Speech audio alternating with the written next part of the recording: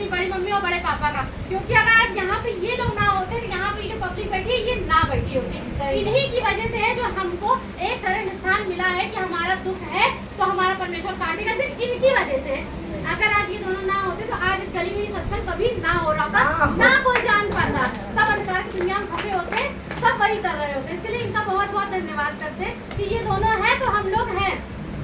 भजन संहिता निकालेंगे 678 page number. भजन संगीता का अध्याय बोलो और 37 का पहला 37 का पहला भजन संगीता 37 का एक।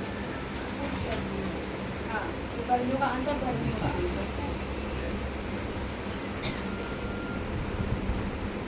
मत खोल, कुटिल काम करने वालों को विषय ढा ना कर, क्योंकि वे घास के समान झट कट जाएंगे और हरी घास के समान मुरझा जाएंगे। हम संसार में हैं तो हमारे साथ मतलब कुछ अच्छे लोग हैं, कुछ बुरे लोग हैं। हम परमेश्वर में हैं तो हम जानते हैं, लेकिन जो हमारे मतलब विरुद्ध है परमेश्वर में नहीं है। ऐसा नहीं कि हर इंसान में बुरा मिला, कुछ इंसानों में अच्छे भी मिले हैं, अच्छे भी मिले। कि अगर वो परमेश्वर को नहीं जानता इसका ये मतलब नहीं कि वो बुरा है, वो लोग अच्छे हैं, लेकिन उन्हें सत्य का ज्ञान नहीं है, क्योंकि उन्हें परमेश्वर ने चुना ही नहीं है। अगर उन्हें परमेश्वर ने चुना होता तो उन्हें भी ज्ञान होता, उन्हें ज्ञान नहीं है। तो परमेश्वर कह रहे कुकर्मियों के कारण मत कूदो, कुटिल काम करने वालों के विषय में ढाल ना कर, क्योंकि वे घास के समान झट कट जाएंगे। जो उनमें से बुरे होंगे वो घास के समान झट कट जाएंगे और हरी घास के समान मुरझा जाएंगे।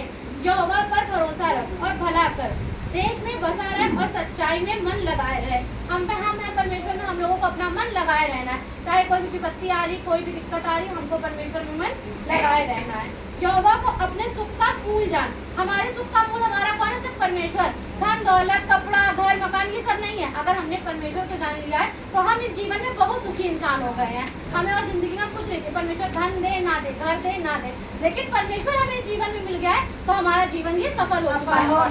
लोग आए धरती पे करके चले जाएंगे, परमेश्वर को नहीं जान पाए, लेकिन हमारा जीवन सफल हुआ क्योंकि हमने परमेश्वर को पा लिया है, इसलिए हमारा जीवन ये सफल हो गया है। यहोवा को अपने सुख का मूल जान और वह तेरे मनोरथ को पूरा करेंगे। जब हम परमेश्वर को अपना सब कुछ जान लेंगे तो हमें परमेश्वर से कुछ मांगने की जरूरत ही नहीं पड़ेगी। देर लगेगा लेकिन परमेश्वर अपने समय अनुसार हमें करेगा, क्योंकि वो जानते हैं कि हमको कब और क्या देना है। हम एक खिलौना मांग रहे हैं लेकिन हमें नहीं पता कि हमारे बच्चे को नहीं पता होता है खिलौना मांग रहा है उसको नुकसान देगा, लेकिन माता पिता को पता होता है नहीं उस खिलौने से उसको नुकसान होगा तो हम नहीं दिलाएंगे। लेकिन बच्चा क्या सोचेगा, नहीं माता पिता ने तो नहीं दिलाया, हमें मेरे माता पिता हमसे प्यार नहीं करते, हमें परमेश्वर के बारे में ये नहीं सोचना है। परमेश्वर ने अगर हमें नहीं दिलाया है तो कोई हमारा ही अच्छा छुपा होगा, हमने मांग की गलती करी होगी। हमें हमेशा परमेश्वर से कहना है कि परमेश्वर अगर हमारे जीवन में अच्छा हो तो आप हमें दीजिए, ना अच्छा हो तो आप हमें ना दीजिए, आपकी इच्छा। जैसे हमने परमेश्वर से बेटी जब मांगी थी तो हमने परमेश्वर से कहा था परमेश्वर बेटी की चाहत हमें है, लेकिन अगर आपको सही लगे तो ही हमें बेटी देना, वरना हमें बेटी मत देना। आप जो दोगे हमें स्वीकार होगा। हम लेकिन अपनी इच्छा आपके सामने से रखना चाहते हैं। और परमेश्वर अपने मार्ग की चिंता यहोवा पर छोड़ और उस पर भरोसा रख, वही पूरा करेगा। वह तेरा धर्म ज्योति के समान और तेरा न्याय दोपहर के उजियारे के समान प्रकट करेगा। अभी बड़ी मम्मी ने कहा था ना दोपहर का उजियारा, तो हमारा न्याय परमेश्वर कैसा प्रकट करेगा? दोपहर के उजियारे के समान प्रकट करेगा। यहोवा के सामने चुपचाप रह और धीरज से उसकी प्रतीक्षा कर। उस मनुष्य के कारण ना कुढ़ जिसके काम सफल होते हैं और वह बुरी युक्तियों को निकालता है।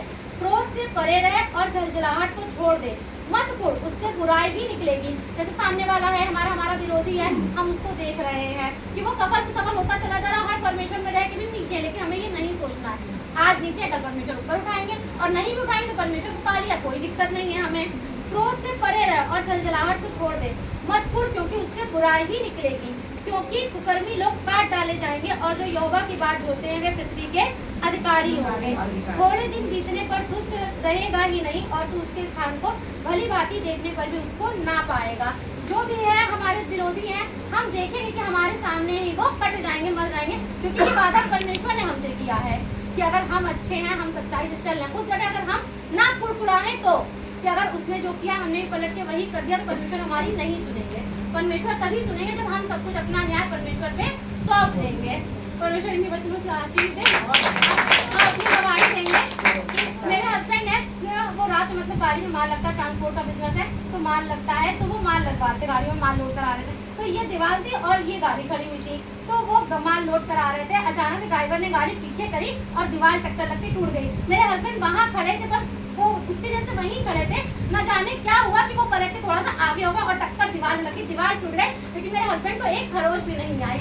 हम लोगों ने कैमरे में देखा तो हम लोग को मतलब रोना आ गया कि वाकई में अगर मतलब जरा सा टक्कर लगती तो तुम तो मतलब चिपक जाते दीवार में।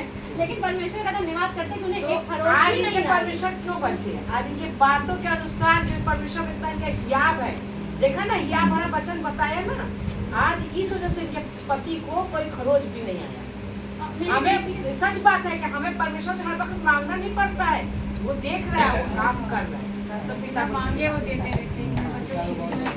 मेरी बेटी है कुछ टाइम पहले बीमार पड़ी थी, कितना हाई फीवर था कि 104 103 ऐसे इसको फीवर आ रहा था और एक हफ्ते तक फीवर नहीं छोड़ रहा था। उसी में से चिकन पॉक्स भी हो गया। तो घर वालों ने हमसे कहा, मेरी जेठानी सास ने कहा कि चली जाओ इसको लेके झाड़ी बाबा में, एक हफ्ते से दवा दे रही हो, बार बार डॉक्टर के जा रही, उसका फीवर नहीं उतर रहा है। तो हमने अपने हस्बैंड को फोन लगाया तो उन्होंने तुरंत मतलब पलट के जवाब हमें क्या दिया कि नहीं उतर रहा, नहीं उतरेगा ठीक है, लेकिन हम झाड़ी बाबा में नहीं जाएंगे। हालांकि वो परमेश्वर को नहीं जानते, नहीं मानते, लेकिन उन्होंने कहा कि हम नहीं जाएंगे। मेरा मन में विश्वास था कि हम मतलब नहीं जाएंगे। अगर परमेश्वर उसको बुखार दिया है तो ठीक भी वही करेंगे, एक हफ्ता लगे 10 दिन लगे, लेकिन ठीक भी वही करेंगे, उसे कोई दिक्कत नहीं होगी। लेकिन हम अपने परमेश्वर को छोड़कर किसी के पास नहीं जाएंगे, क्योंकि हमने परमेश्वर के नाम को जान लिया है। हमको पता है हमारा हर दुख कटेगा सिर्फ परमेश्वर में कटेगा और कहीं नहीं कटेगा। चाहे रोग दे, चाहे बीमारी दे, चाहे कोई भी परमेश्वर दिक्कत है, लेकिन अगर परमेश्वर ने दी है तो काटेंगे भी सिर्फ हमारे परमेश्वर और कोई नहीं काटेगा। हमको मरना है तो हमको सिर्फ अपने परमेश्वर में ही मरना है। क्या हमको जीवन मिलेगा परमेश्वर में मिलेगा, मरण मिलेगा तो सिर्फ परमेश्वर में मिलेगा। ये बस मुझे परमेश्वर